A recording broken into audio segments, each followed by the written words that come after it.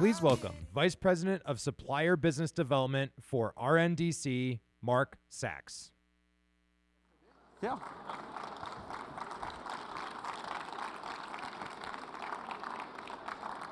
Good afternoon.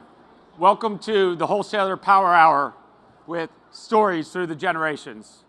Today we have an excellent panel with 4 legends that I'm really excited to introduce you to, who are going to be telling us stories as they had a front row seat for the last 30 to 40 to actually we heard 56 years in the wine and spirits distribution business.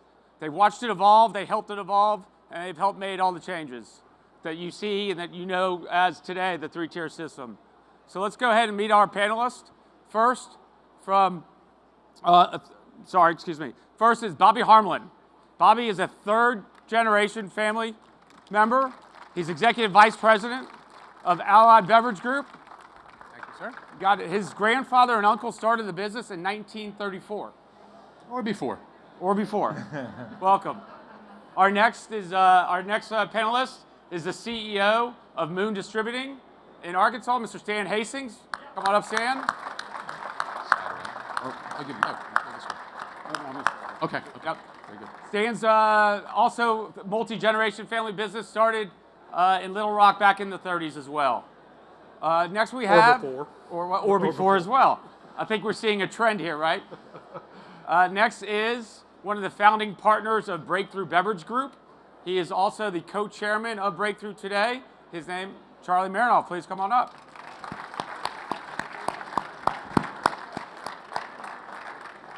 And last but not least is someone that lives in my hometown of Dallas, Texas. So we compete on a daily basis on the streets together.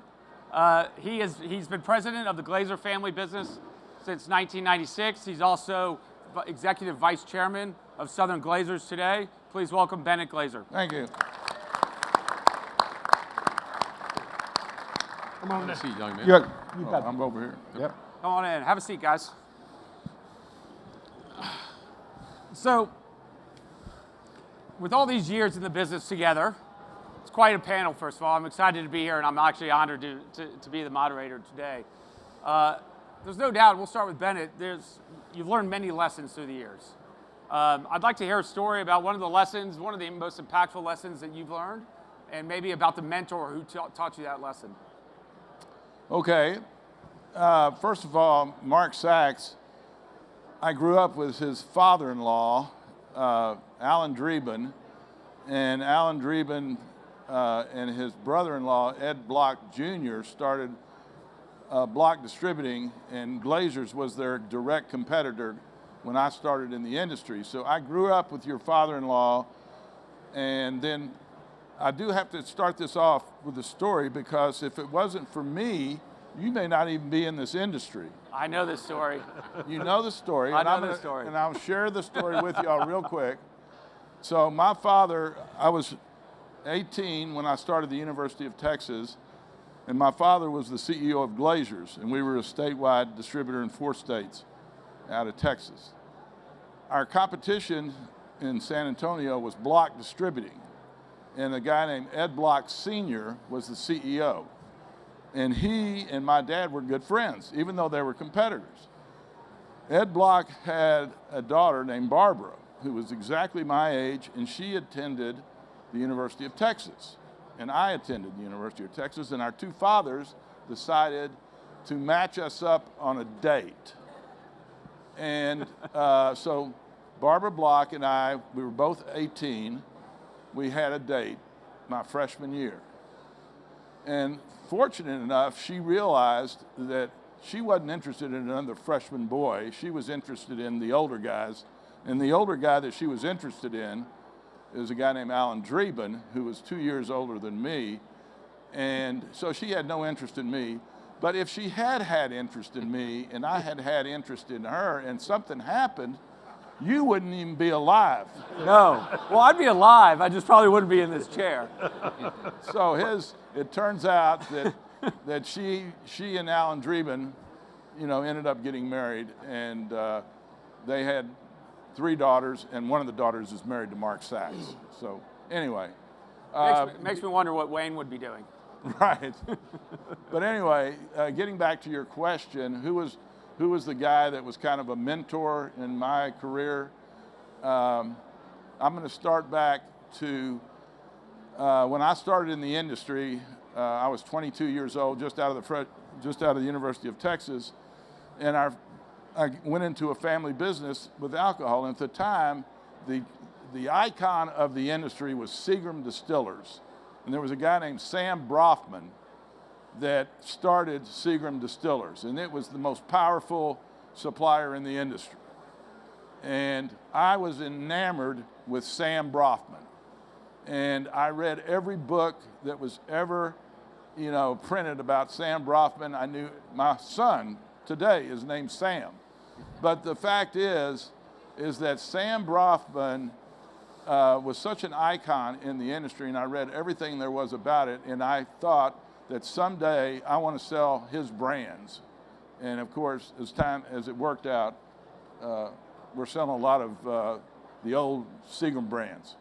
But I would look at him as the guy that really got me excited about going into the alcohol business. And was there one lesson he taught you in particular, or just the overall overall portfolio? He was just the overall of wanting to have a goal to sell those premium great brands that Seagram had. And that was kind of stayed with me my whole life. Great. Stan? Well, most of the lessons I learned 3 or 4 years ago are irrelevant today because the industry's changing so fast. But I'd have to say over the long haul, the things that I've learned the most from a wholesaler standpoint is you have brands, you have things that work, your relationship with your suppliers, your competitors, and the retailers are the most important. Brands come and go, and a lot of them get recycled. So if there's any suppliers out here, you come and you go. Your brand works in places and it doesn't work in other places. We hear it all the time in Arkansas. Well, golly, we're selling this much in Louisiana or Tennessee, and we're like, we've got the distribution. I don't know why it doesn't sell here. That's always the mystery in the industry, is why things work some places and not others.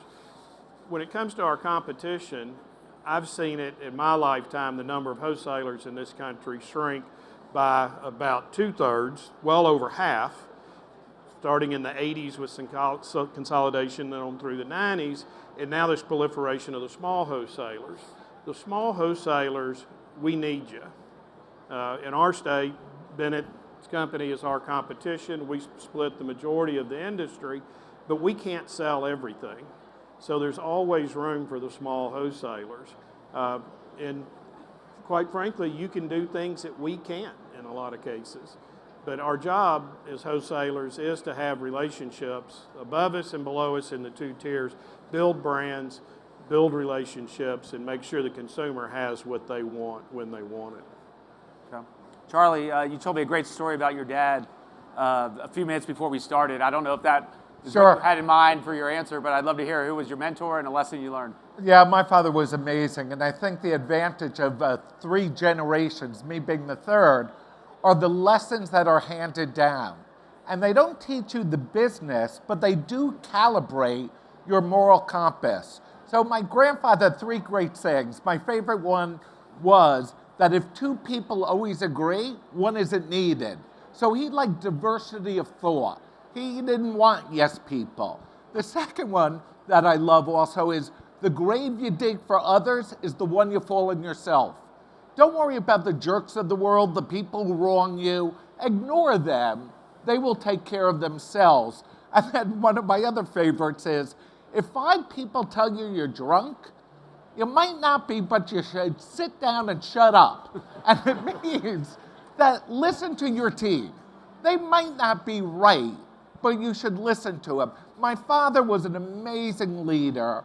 And what he used to tell me was, if someone asks you for something, don't ask why not? So many times I think people ask, why should I do that? What are they going to do for me? My family? No, we always gave up front. Whenever we had an opportunity to do something for someone, we did it. We took care of people, and we have found in life when you take care of people, they take care of you. The other thing he said to me, he had tremendous faith in my talents. He said, Charlie, you can succeed despite yourself as long as you surround yourself with the right people. And that was so true. The third thing he said was, all the great philosophers, none of them said, change thyself. They said, know thyself. Know thyself, because when you know yourself, you know the right people to surround yourself with. And the last one was, people in glass houses should not throw stones, or if you're pointing a finger at someone, there are 3 fingers pointing back at you. So don't be judgmental. Don't be critical, because we all have faults. Just understand what they are. And if someone fails around you, that's your failure. It's not their failure, because your job is to make sure they don't fail. So those were the lessons. It didn't teach me the business, but it did calibrate my compass and how I thought to engage people. Great answer. Bobby? Wow, tough to follow. Well done. I didn't have one mentor. I had, I think, 4. When I was in university, I got a job in a retail wine shop in Washington, D.C. Now, you have to picture that in the early 70s, there wasn't much of a wine business. But in Washington, being a cosmopolitan city, it was certainly the place to learn about wine. After that, when I came into the family business, we had a sales manager who was a throwback to the Prohibition days. He was a little guy, sort of looked like George Raft, if you will, spoke out of the side of his mouth like Buddy Hackett. And his first advice to me was, when you go into a restaurant or a bar, don't go in the front door, go in the back. Because what you'll see is going on in the back will tell you a lot about what's going on in the front. Words I haven't forgotten, so I'll stay with that.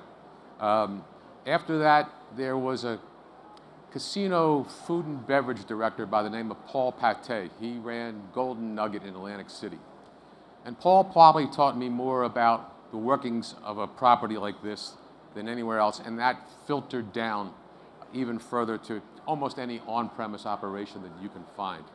So those are the people that really stand out in my mind, other than my father, who told my brother and I, go out and make mistakes on other people's money. Unfortunately, we didn't hear him enough, but that's what we started with. That's great. Great. Thank you all for that, for those insights. You know, wholesalers are known, and we take pride in being brand builders. In today's world, and this has changed through the decades, but what role should we as wholesalers, what role should we play in the brand building process? What role can we play? And how's that changing every day? Stan? I'll take that. Every brand starts as a craft brand, ultimately. Maker's Mark was started by Bill Samuels. It was in Kentucky. My grandfather had done business with him, approached him about bringing it to Arkansas. We were their first state that they expanded to out of Kentucky, and their oldest wholesaler today.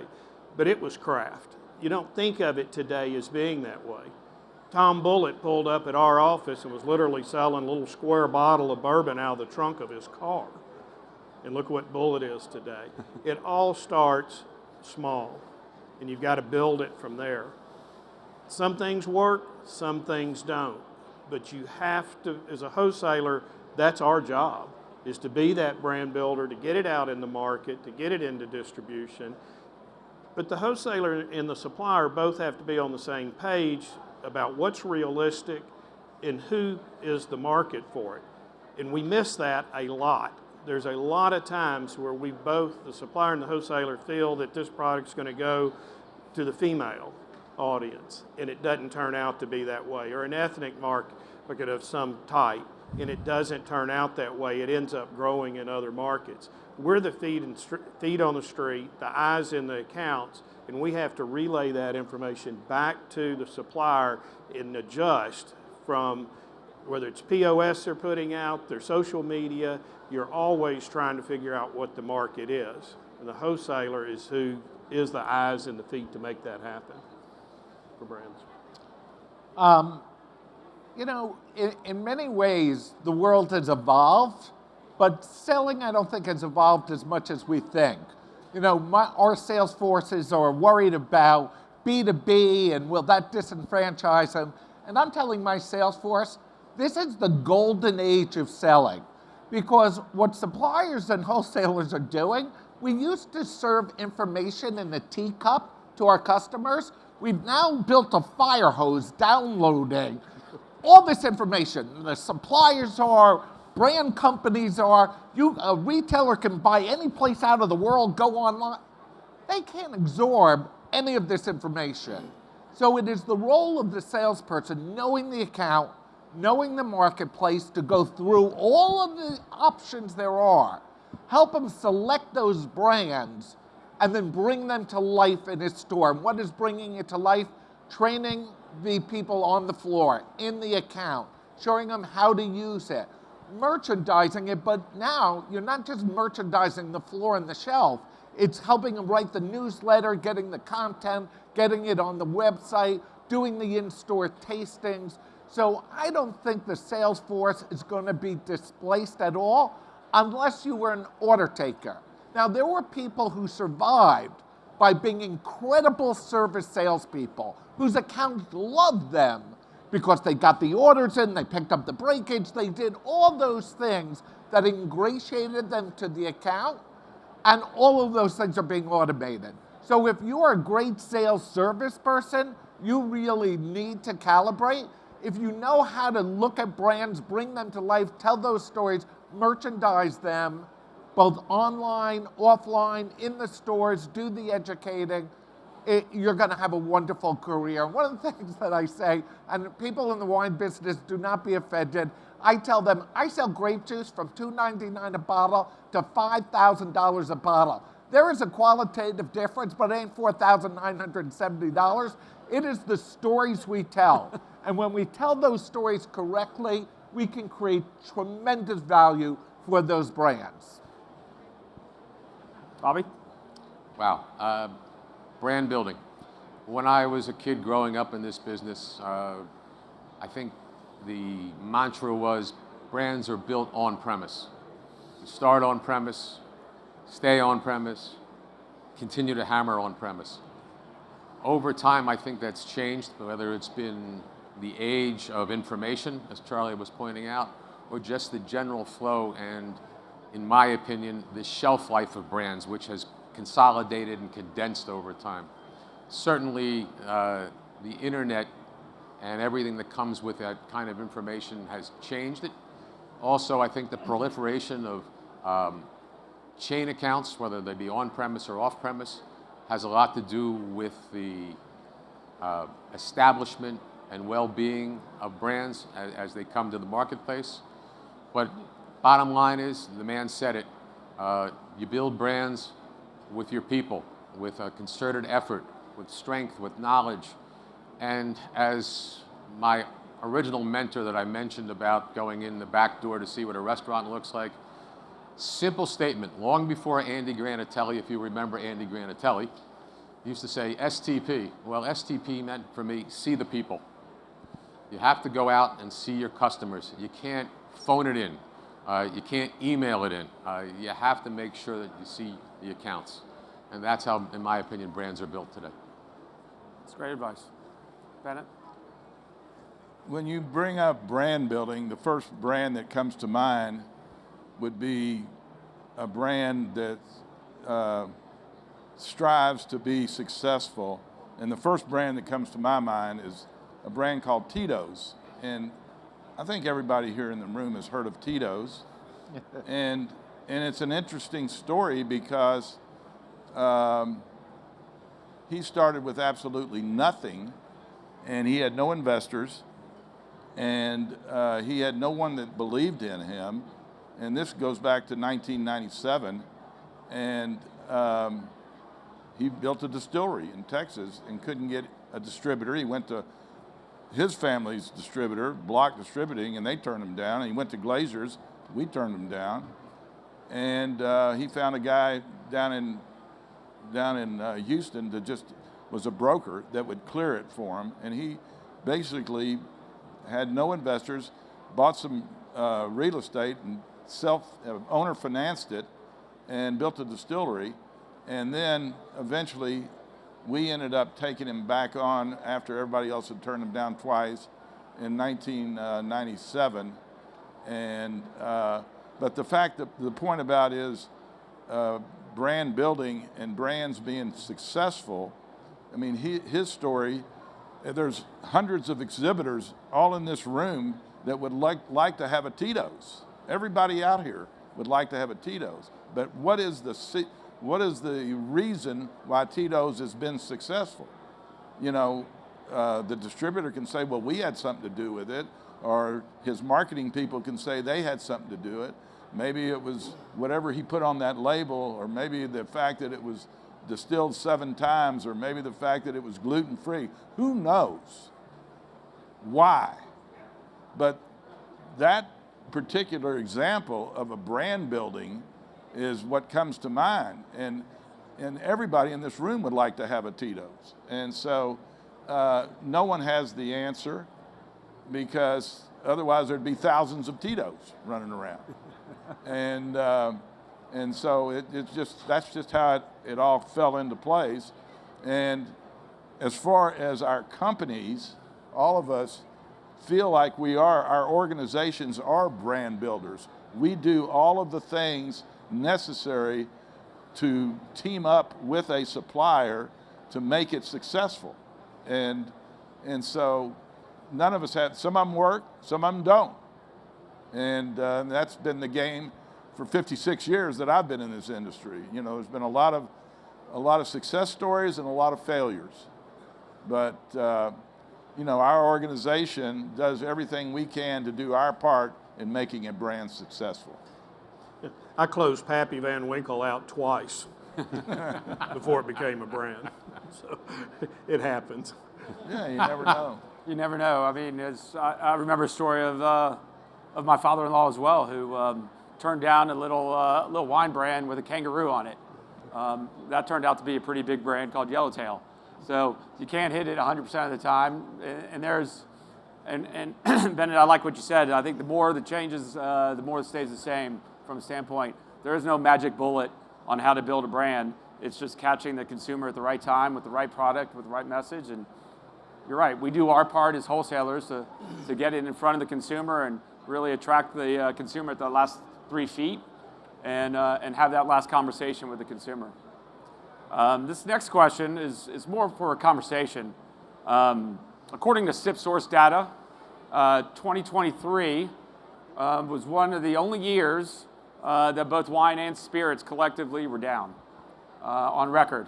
Maybe unprecedented, at least since 1991 or early 90s, that those numbers were both negative for the year as categories. So my question to you is, even in any tough time, if this is truly unprecedented, what does this remind you of in past other times in your career?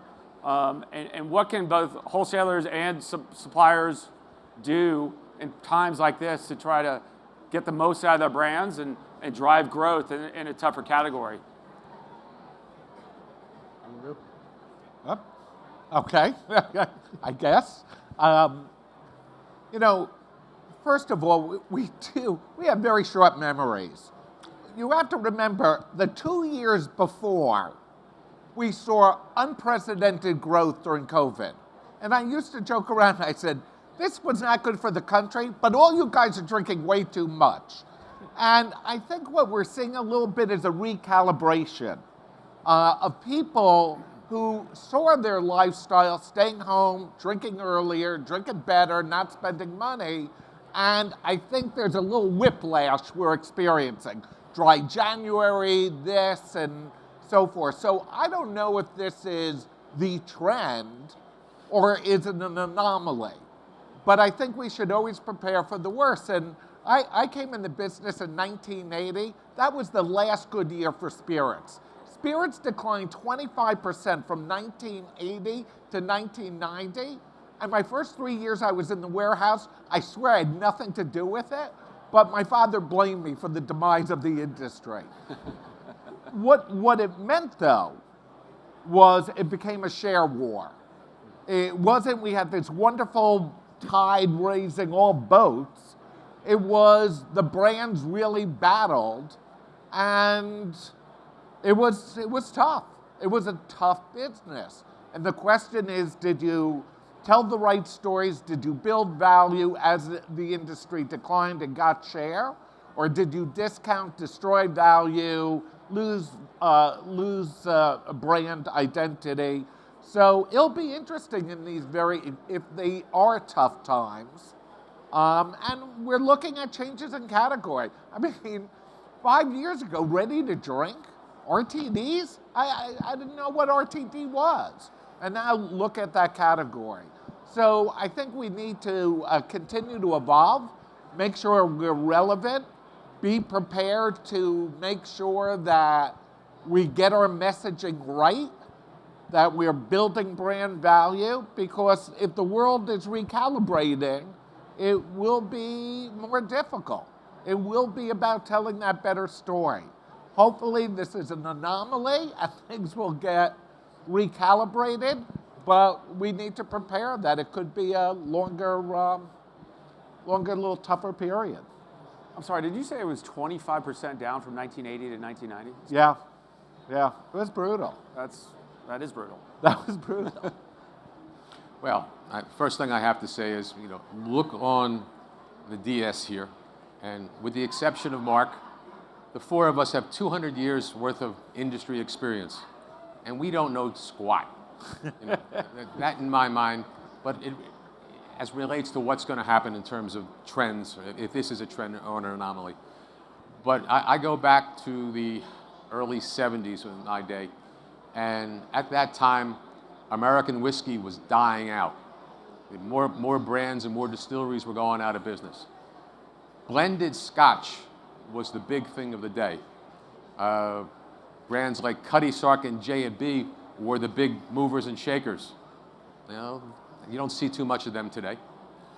And the industry moved on from there to what I believe has become the nation's trend, where brands go from West Coast to East Coast, and that was the beginning of the era of vodka. Vodka came out, I guess it was Smirnoff was one of the first, Gordon's was a big one at the time. There were a myriad of them, and they were low cost to produce, I guess pretty profitable for suppliers, not so profitable for distributors, but nevertheless, the volumes helped to resuscitate our business. At the same time, going back in the early 70s, I mentioned, there wasn't much of a wine business, at least not in this country, maybe in California. But even then, when I first tripped to Napa, I think there were 32 wineries back in 1975 in the Valley. Well, that's changed too. And to the point where it's all dynamic. We've seen the trends go from American whiskey dying to American whiskey roaring, on fire.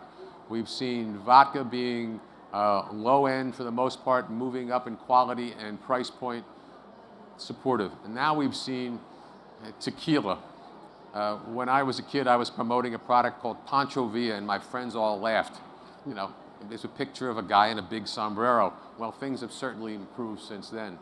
So we know these trends are happening. We know they're changing. We've seen the proliferation of RTDs and what's going on. And to me, it's just a continuation.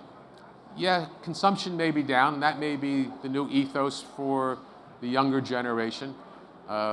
Unfortunately, this generation on here is not getting any younger and not consuming more. At least we probably shouldn't be consuming more, although sometimes I wish we did.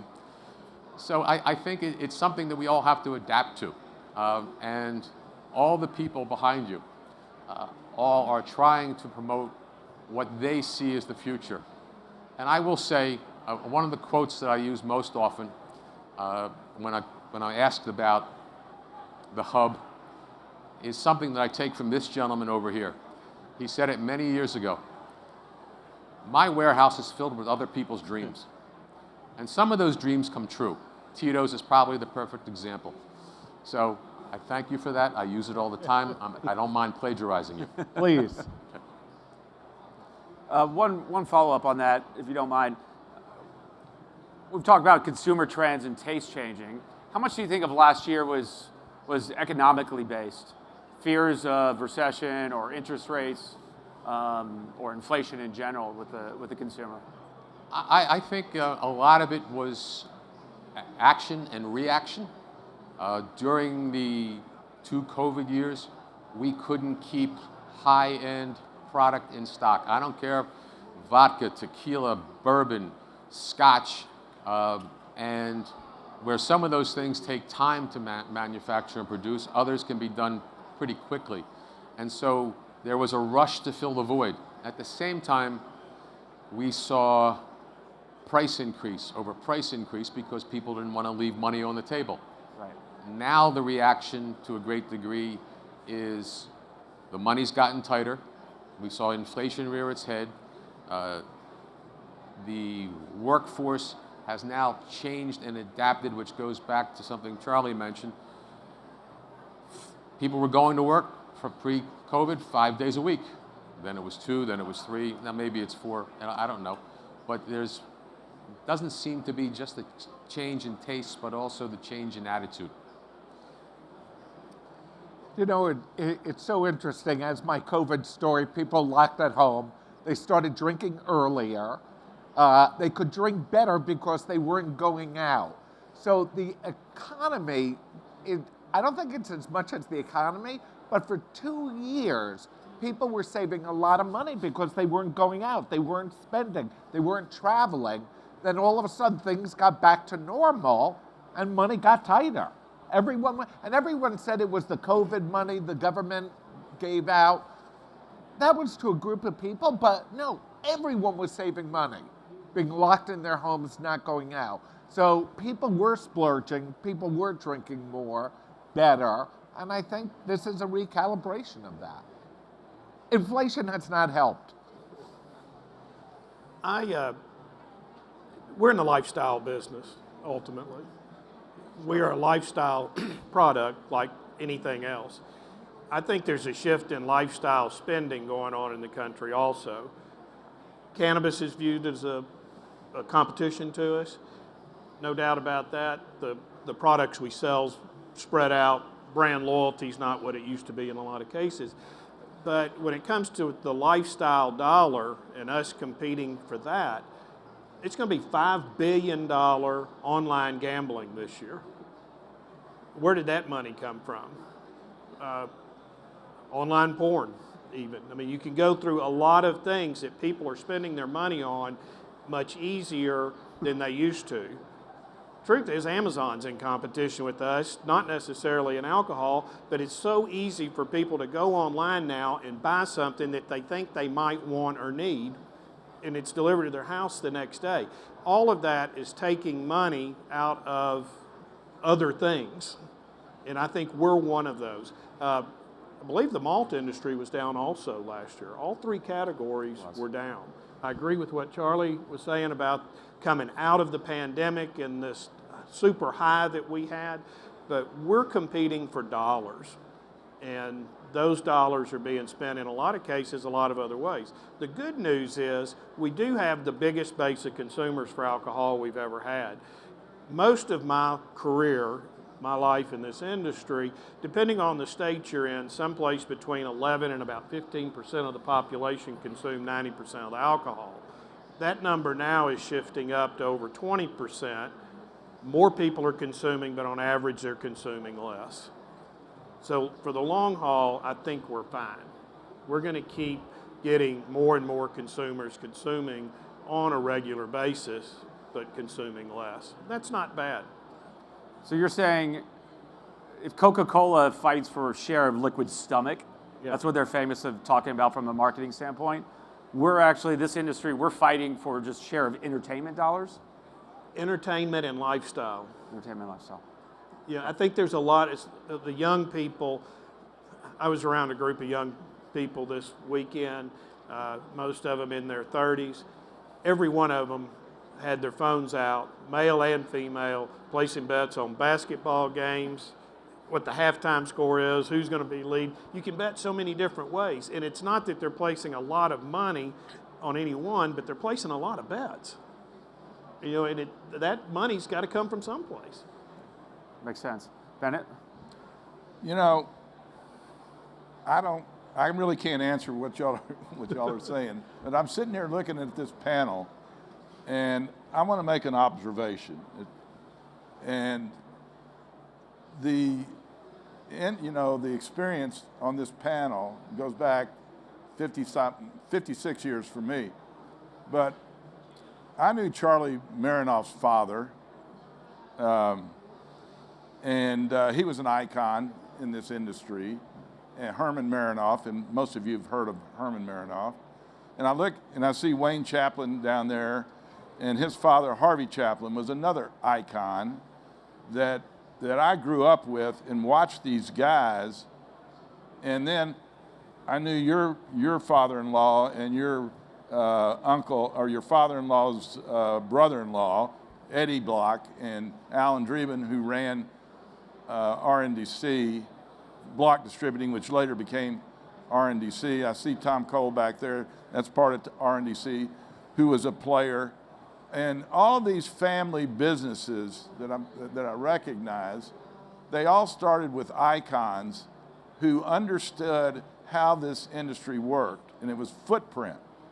And Herman Merinoff, Harvey Chaplin, your family, they understood that the bigger the footprint you have, the more important you are in the industry, and the more important you have, a better chance you have of surviving this industry. And so that's, and I watched what their goals were, and it rubs off on you. And then you understand, our competition wasn't so much RNDC, it was Charmer Sunbelt, and it was Southern, and because they knew all about footprint, and they wanted to come into Texas, all of them did. And so that's how you learn what is important to staying alive. And so many of those people there was 17, when I started in 1968 in Texas, there were 17 distributors in Texas, and for all practical purposes, there's only 2 left, your families and our families in Texas. And those other companies were very powerful and very successful, but they're not around. And they didn't understand, and they understood, but they weren't able to grow that footprint that Harvey Chaplin and Wayne Chaplin figured out, and Herman and Charlie Marinoff figured out, and y'all's family figured it out. And those are the big major players that are still around. And I just wanted to make that observation. And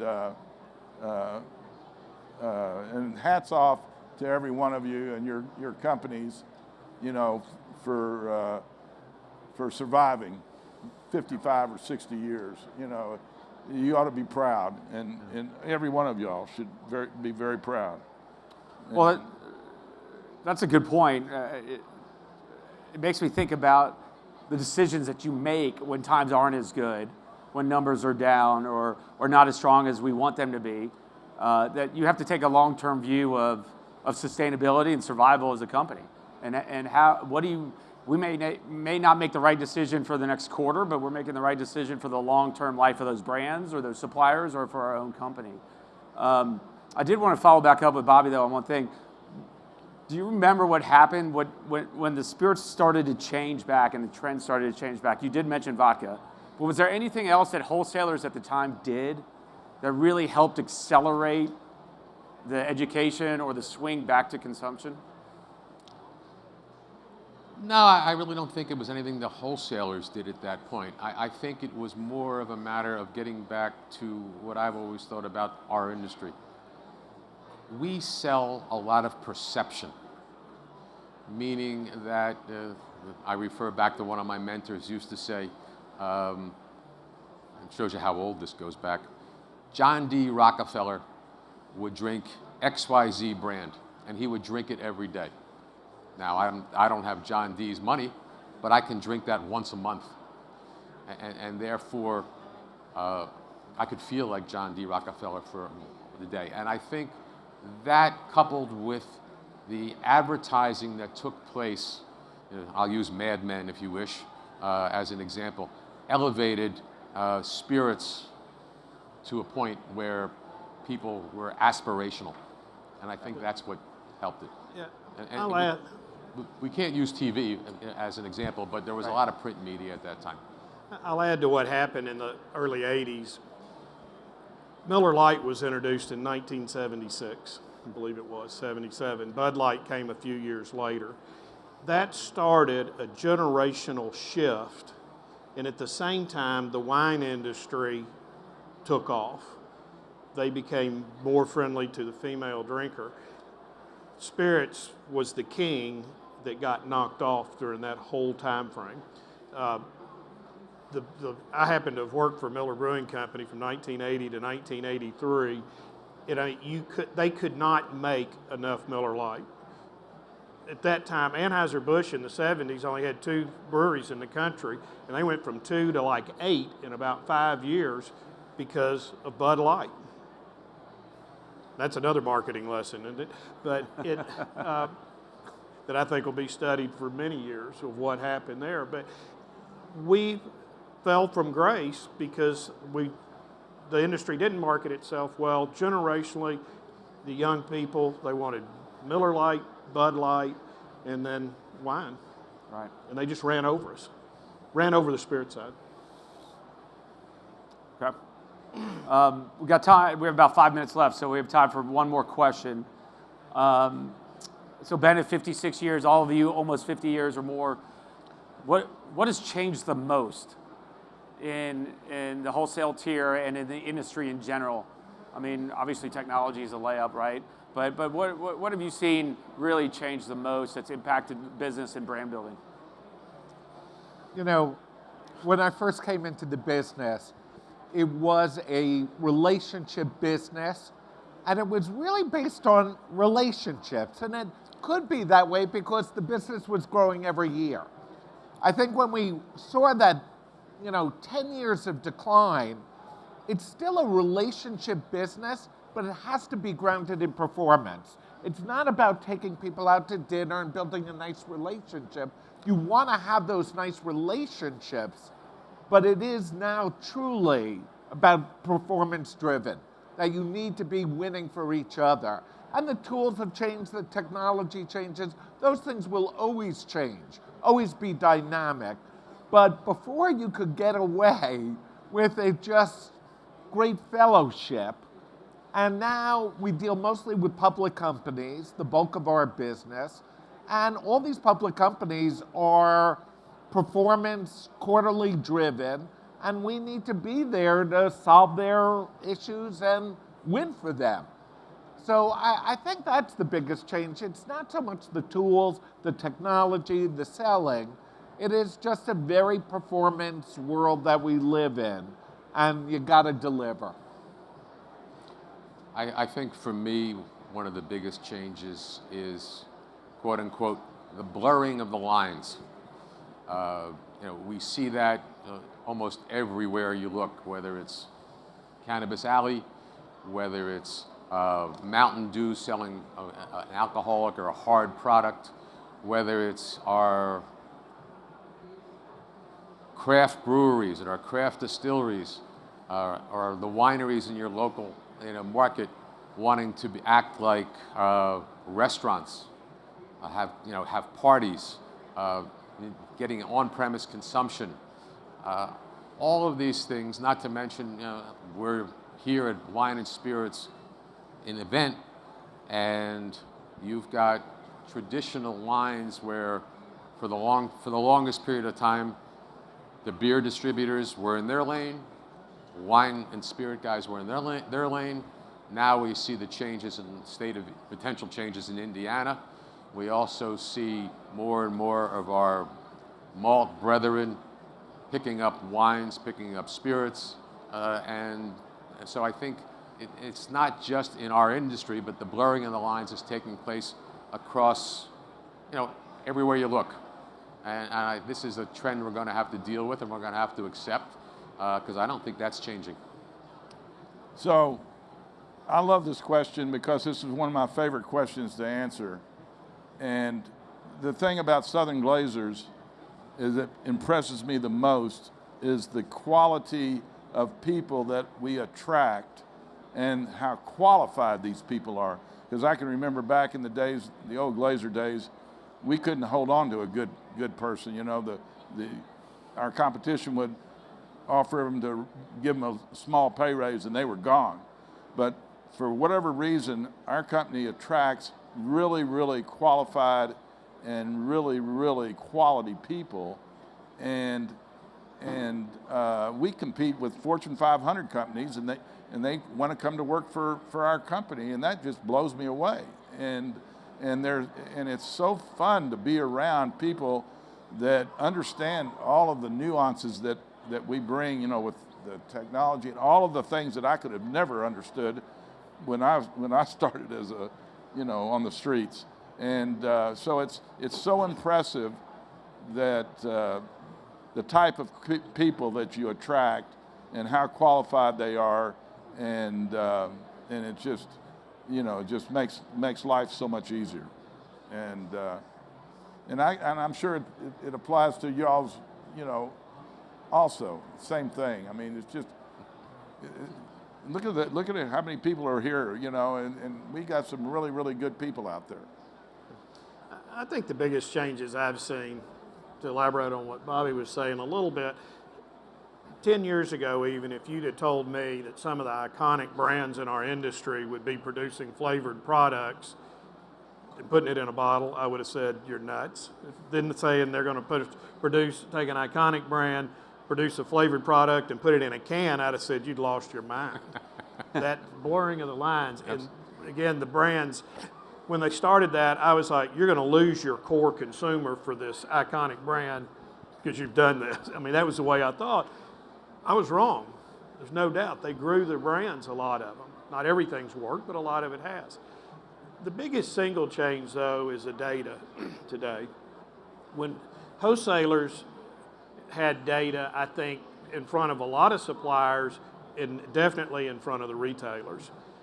And our salespeople could go out in the market and still sell somebody on something that they needed, even though they didn't need it. Well, last year you would sold this much. You know, if you'll buy this deal, you can get through 90. You know, we could convince them of that. Today, you can't do that. They have their sales data. They know what they're selling. They'll say, you got to get rid of that before I'll put that in. That flavor didn't work. I don't want this flavor. They know their business. The good retailers that are surviving, I should say, know their business. With our data interchange with our suppliers, they know our business and they know where we're selling it. They know which on-premise, which off-premise.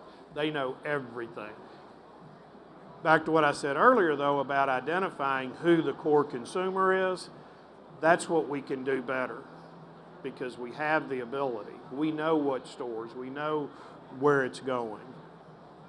That we didn't have that when I got in the business.